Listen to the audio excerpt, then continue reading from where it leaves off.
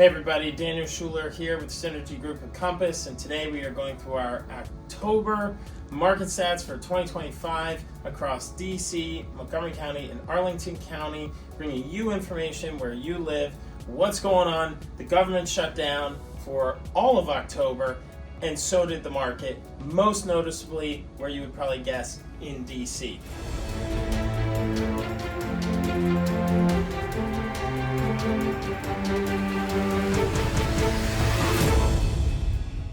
Let's take a look real quick.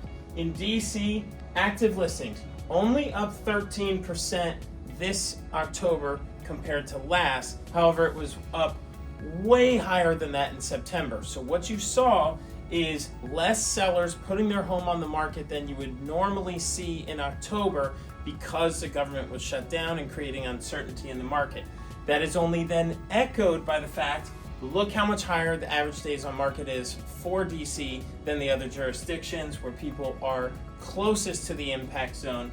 50 days on market. We haven't seen 50 days on market in any of these market stats ever. The average ratio of the original list price compared to the final sales price, 93.4%. That is also one of the lowest ratios where if you list a home for $1 million, you were expecting on average to get $934,000 for that property.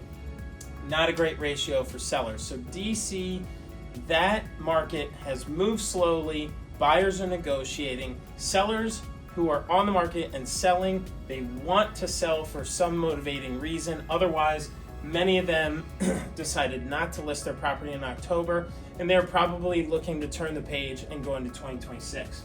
Now, when you look at Montgomery County and Arlington County, these two areas held pretty steady, especially compared to September's market stats video.